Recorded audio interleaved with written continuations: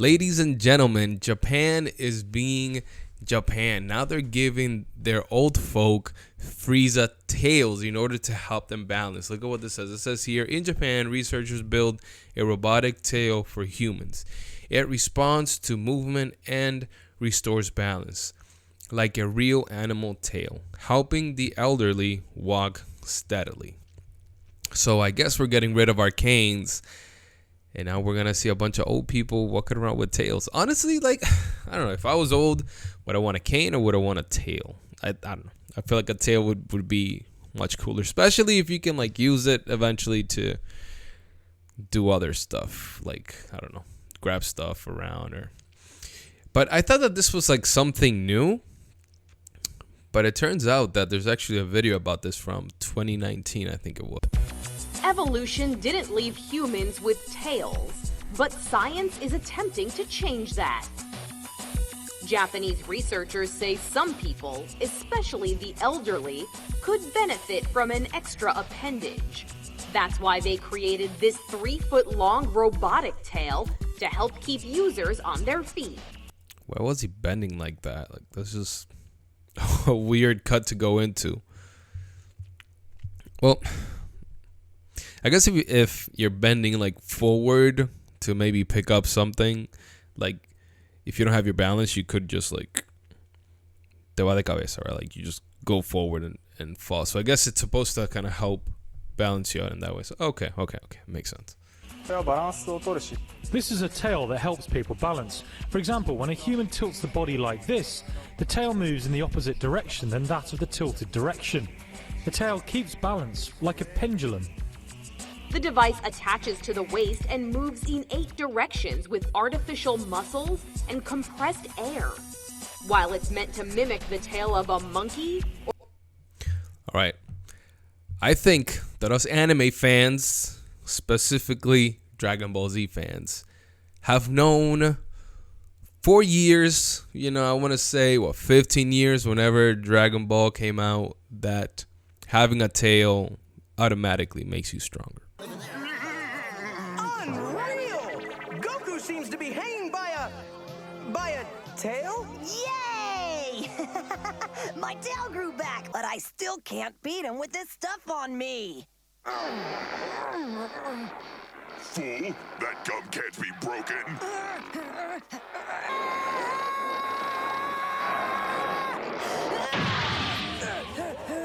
Huh? He did it! All right, I'm free. I always feel so much stronger when I have my tail.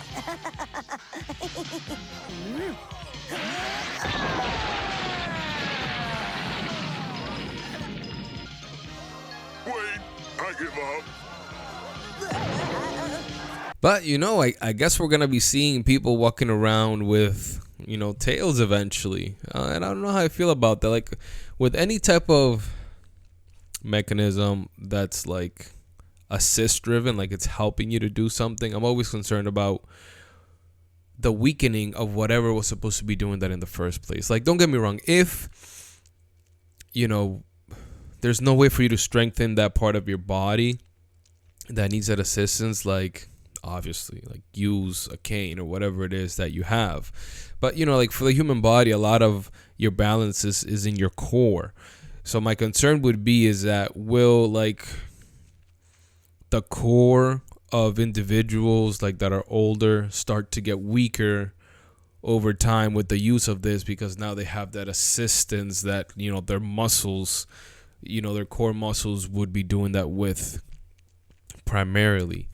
Like, I think we're gonna see like older people just walking around with like mush. So that's always the the danger with stuff like this, is that once you make something easier, then there's always repercussions to that, right? Instead of strengthening your body, or building up on whatever it is that you're trying to do that helps you do that.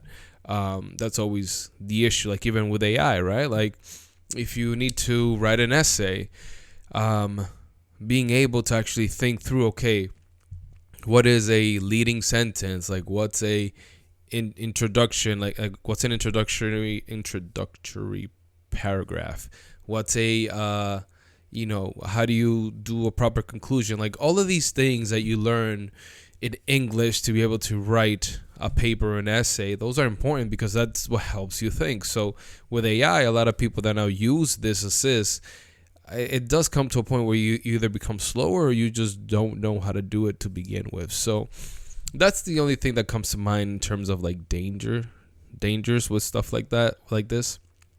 I wanted to go over, as I was thinking about this, I was thinking about elderly, I was thinking about like elders within the church, and I just want to give you a quick hint as to some of the stuff that the Bible has to say about elders, older folk within the church.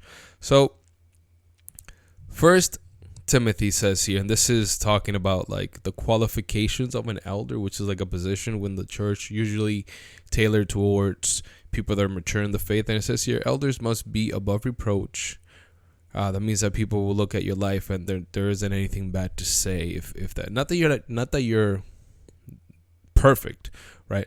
None of us are perfect, but you're not, you're living a life that is according to what God would want you to be doing. Faithful in their marriage. That means obviously you're not cheating around, self-controlled.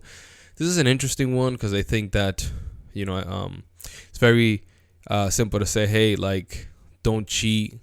I mean, that's already outlined there. So self-control comes to like your temper, the way that you deal with people, even food. Like if you have an overweight elder, like it's not as frowned upon in this society, but that is part of an issue with self-control. Like you don't have self-control when it comes to sweets or eating or anything like that. So, I mean, self-control is actually very important because, you yourself, your body is a temple to God. So you need to have that self-control, and you're also what's the word I'm looking for? A testimony to who Jesus is. So that's very important. Hospitable, like you're nice, you welcome people into your home, that sort of thing. Able to teach. This is very important because part of the role, especially in the Old Testament, even today, right? In terms of elders, like they were in charge of passing down standards, making decisions about legal matters, teaching tradition, right? If you're not able to teach, you're not going to be able to do that. You're not going to be able to make a decision on not only make a decision, but also teach people why you're making that decision. So this is very important, especially for an elder. Not violent, self-explanatory, not greedy, but a gentle and respected, right? That means you're not a clown, right? People don't look at you and just laugh because they're like, oh, look at this clown over here. Elders must hold firmly to sound doctrine. That means that you know your Bible. This is highly important, especially within the church. Lives blameless. That goes back to beyond reproach, be above reproach, and be able to encourage others and refute false teachings. That goes back to having sound doctrine.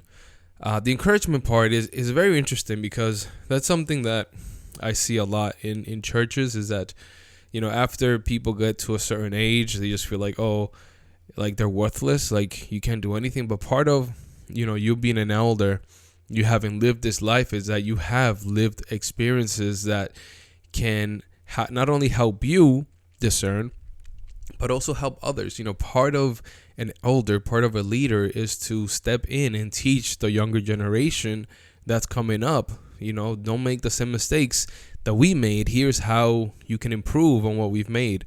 Avoid those pitfalls that got us, 10 years ago, right? And I think that that's something that's very important. Which anime does this actually pretty well? My Hero Academia, shout out. I mean, I stopped watching it for a while, but then I came back around to it.